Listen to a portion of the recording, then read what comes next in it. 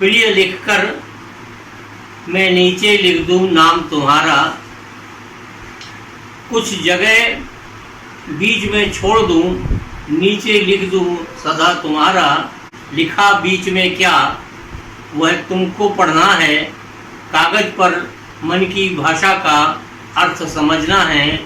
जो भी अर्थ निकालोगी तुम वह मुझको स्वीकार है। झुके नयन मौन अधर या कोरा कागज, अर्थ सभी का प्यार है।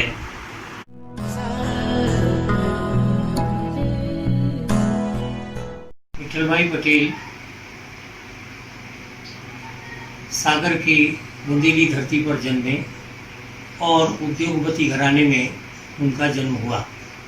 एक पूंजीपति और उद्योगपति होने के बावजूद भी उन्होंने अपने जीवन भर में आम आदमी की तरह सहजता के साथ लोगों के बीच में घुल मिल कर रहने का आचरण किया। एक पूंजीपति से यह अपेक्षा कम रहती है कि वो ज़मीन पर और आम गरीब के बीच में पूरी सहजता के साथ रहे।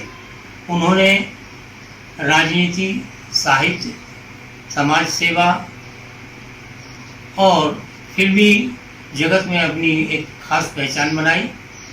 उस पहचान के चलते सागर को भी ऊंचाइयां मिली। बुंदेली धरती पर उन्होंने अपने साहित्य का सृजन किया और पूंजीपति कविता और साहित्य से ज़्यादा वास्ता नहीं रखता, लेकिन विठल भाई पटेल एक पूंजीपति होने के बाद भी कविता का सृजन करते रहे। उसके मूल में यही कारण था कि उनको आम गरीब के प्रति उनकी दुखी जीवन से प्रभावित होने की जो भावना थी वो उनको प्रेरित करती रहती थी, आंदोलित करती रहती थी, और इसी कारण उन्होंने अपनी रचनाएं लिखी। सागर में उन्होंने साहित्यिक सांस्कृतिक गतिविधियों के चलते यहाँ के कलाकारों को प्रोत्साहित करने के लिए किशोर समिति का गठन किया। किशोर समिति पहली सागर की सांस्कृतिक संस्था थी जो साहित्यिक और रंगमंच के लिए कलाकारों को स्थान देती थी। उन्होंने सागर में बहुत सारे कलाकारों को न केवल किशोर समिति में अपना स्थान दिया, उनकी कला की प्रतिभा को निखारने का काम किया, बल्कि उन सब कलाकारों को विष्णु पाठक, शकूर खान, सुधाकर राटले जैसे तमाम लोगों को वो अपने पैसे से बम्बई भी ले गए और फिल्म जगत में उनको वहाँ के जीवन से उनको परिचय कराया। और राज कपूर से उनको बहुत लगाव था, राज कपूर के प्रति उनका बड़ा स्नेह था, उनसे बहुत अच्छे संबंध थे। और राज कपूर उस जमाने में फिल्मी जगत के शीर्ष व्यक्तित्व थे और उन्होंने यही कारण है कि किशोर समिति के बैनर पर उनको आमंत्रित किया और बसारी मीना के पास तीसरी कसम फिल्म की शूटिंग कराई और उस शूटिंग में हीरोइन के रूप में वहीदा रहमान भी साथ आई। 1 महीने तक कल्पना भवन में विठल भाई पटेल ने उनको रोका। बसारी सागर आते जाते उनकी पूरी व्यवस्थाएं की और तीसरी कसम फिल्म की शूटिंग का काम पूरा हुआ। विठल भाई पटेल ने 22 फिल्म में झूठ बोले कौआ काटे गीत लिखा और उस गीत की ख्याति अंतर्राष्ट्रीय स्तर पर हुई।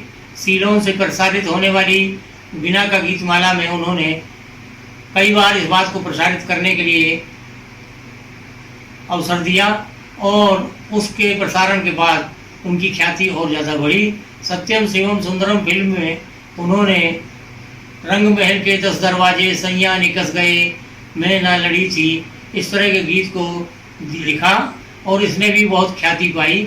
उन्होंने लगभग 50-60 फिल्मों में अपने गीत लिखे और उन सारे गीतों में उनकी प्रतिभा को उजागर करने का अवसर फिल्म जगत ने दिया।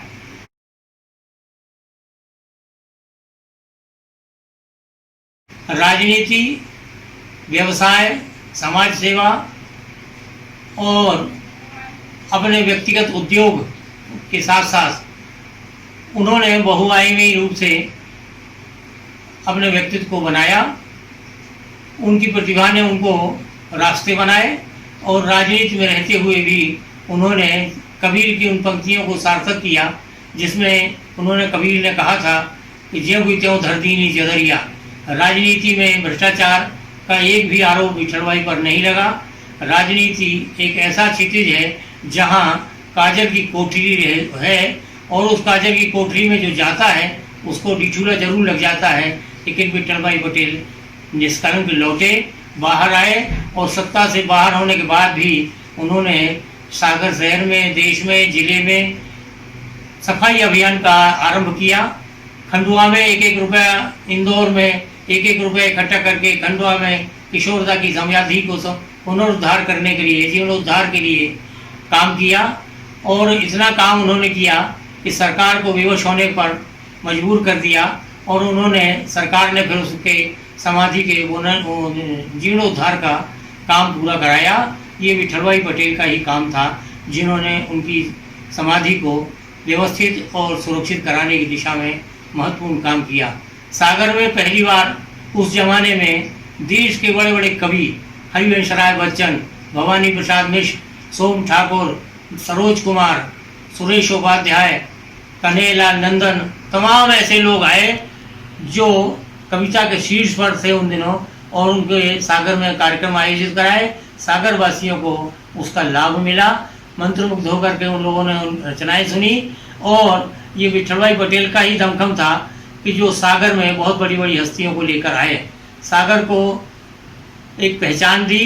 बुंदेली इलाका था, पिछड़ा इलाका था, लेकिन उसके बावजूद भी सागर से इन बड़े बड़े महारथियों से सागर आने का जो न्योता उन्होंने दिया, सागर में आने के प्रति वो हर्षित भी थे और उन्होंने अपनी रचनाओं के माध्यम से विठल भाई के आग्रह को स्वीकार किया। मैं एक बात और यहाँ कहना चाहता हूँ कि वो सत्ता में 10 वर्ष रहे, एमएलए और मंत्री रहते हुए भी सत्ता में उन्होंने अहंकार नहीं दिखाया। अहंकार को उन्होंने बिल्कुल दूर रखा, अपने पास फटकने नहीं दिया। वे कहते थे सत्ता को मैं पैर की अंगूठी के नीचे रखता हूँ और सरस्वती को माथे पर रखता हूँ। सत्ता की इस तरह की बेबाकी केवल विठल भाई पटेल ही जैसे आदमी कर सकते हैं और ये कविता और साहित्य का व्यक्ति ही इतना साहस कर सकता है। विठल भाई पटेल एक जिंदा दिल इंसान थे।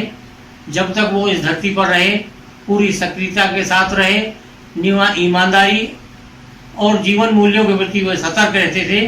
कभी भी उन्होंने ऐसा आचरण नहीं किया जो नैतिकता के खिलाफ हो। नैतिकता और गांधीवादी विचारधारा के अनुरूप उन्होंने अपना जीवन का आचरण किया और पूंजीपति होने के बावजूद भी एक आम आदमी को मिलने में उनको कोई गुरेज नहीं रहता था।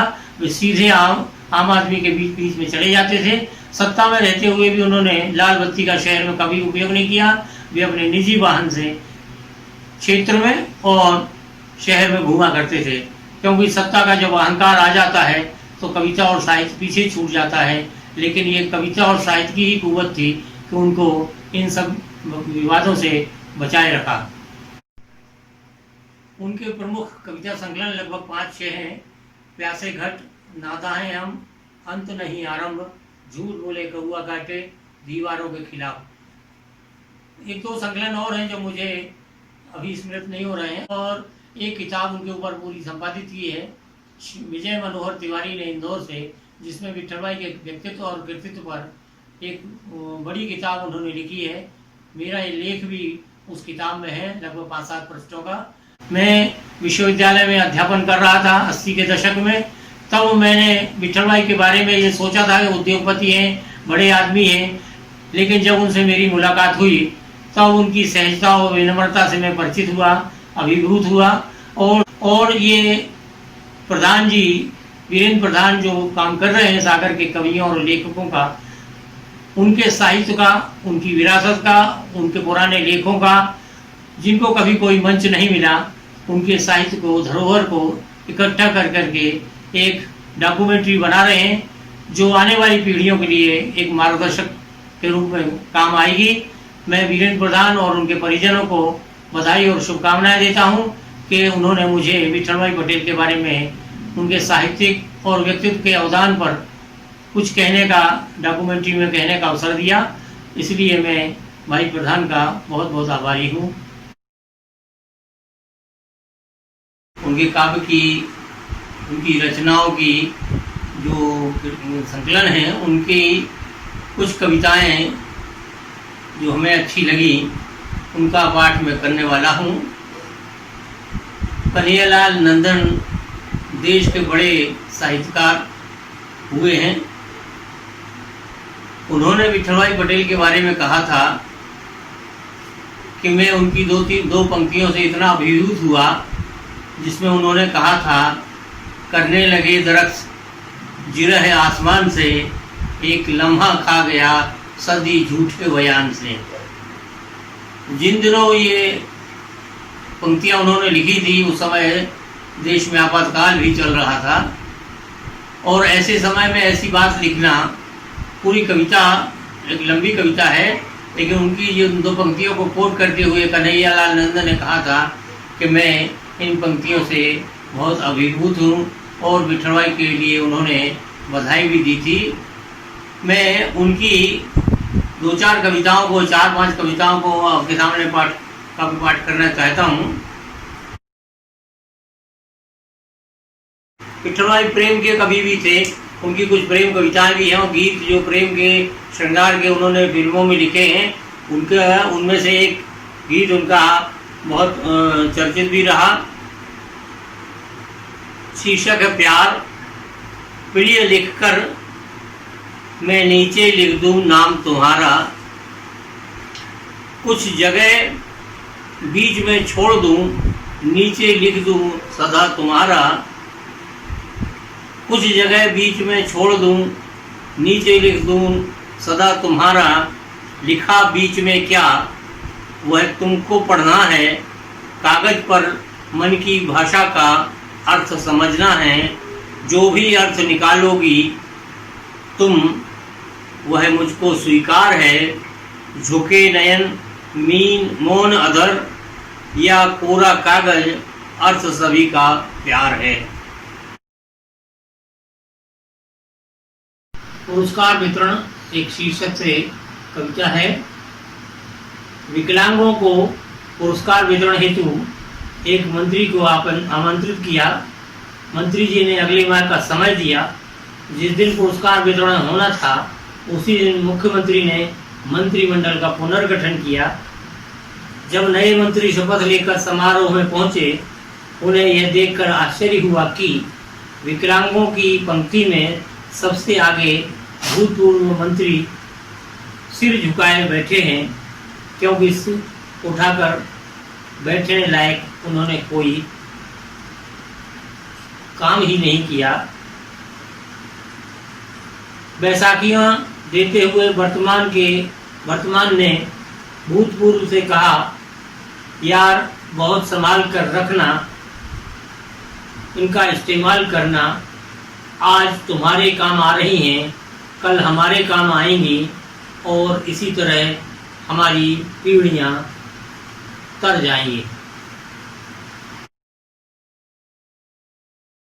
दूर तक छाया नहीं, रास्ते पर दूर तक छाया नहीं, यह सफ़र सचमुच हमें भाया नहीं।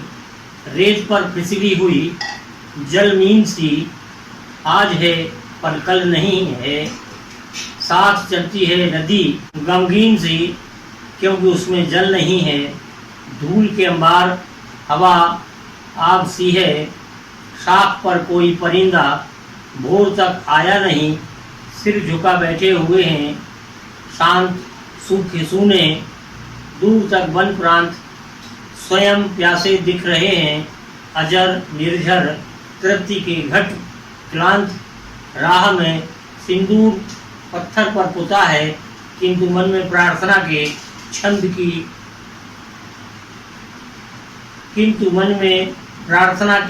को गाया नहीं। यह सफर सचमुच हमें भाया नहीं, रास्ते पर दूर तक छाया नहीं।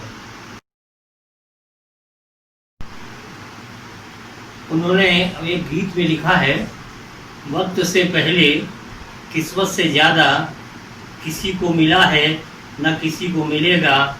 प्यार से सारा गुलशन महके, नकाब से कोई गुल न खिलेगा। अंत में उनके बारे में ये कहना चाहूँगा, वो भी अक्सर कहा करते थे कि हमारे बाद महफिल में अफसाने बयां होंगे, बहारें हमको ढूंढेंगी, न जाने हम कहाँ होंगे। धन्यवाद।